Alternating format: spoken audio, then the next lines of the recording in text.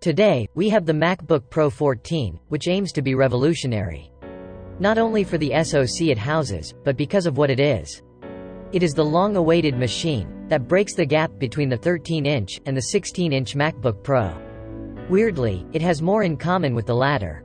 You know, Apple threw all modesty in the garbage can when they unveiled this device and the new 16-inch MacBook Pro. And to do that, you have to be very confident in the product you have made.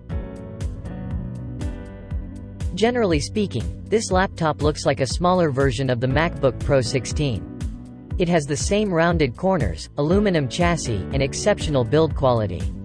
The device weighs 1.6 kilos and is less than 16 millimeters thick, which is pretty impressive itself. Its keyboard is comfortable to use, as is the super responsive touchpad.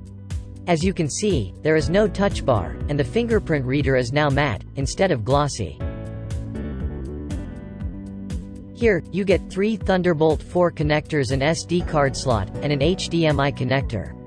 Plus, the charging now happens through the MagSafe slot, instead of a Thunderbolt 4 port.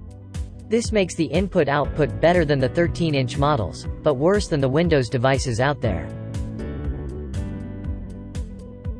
Unfortunately, the laptop doesn't offer any upgrade options. Well, not if you're good with the soldering iron. You can take a look at our teardown video to see how to open the device. As with the 16-inch model, this laptop comes with a pretty special display.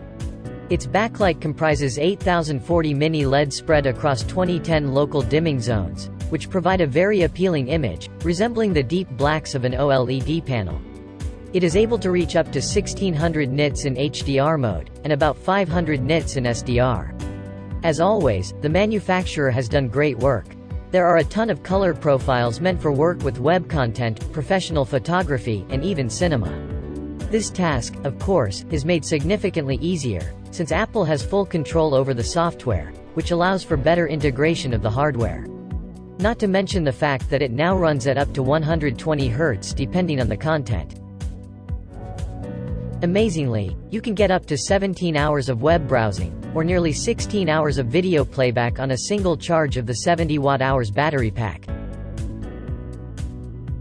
As you know, the highlight of the latest MacBook Pros is the M1 Max SoC. It has 8 performance cores, 2 efficiency ones, and 32 core beastly graphics cores. Our unit comes equipped with an 8-core M1 Pro. Looking at Cinebench R23 scores, it sits somewhere in between the Core i5 and the Core i7 in terms of Intel comparisons. Amazingly, this is the lowest tier option. So, the base option performs well in computational tests, but how does it fare in graphics? Well, the 14-core option posts a similar score to that of the RTX 3050 Ti. You can also see that playing Rise of the Tomb Raider is possible with about 50 FPS at very high settings in full HD resolution. This is still a very demanding game, so it's really impressive that even the 14-core device is absolutely killing it. Apple's MacBook Pros are probably the quietest performance laptops on the market right now. The fans turn on only if you are pushing the device to its limits for long periods of time. Unfortunately, you won't be able to upgrade them, nor fit a USB type-A cable without a dongle. However, everything else about it is exceptional. From the build quality to the screen, and the performance. Just make sure you pick your storage and memory carefully. If you want to see the rest of the tests and more details about the device, you can check out our in-depth review. The link is in the video description below.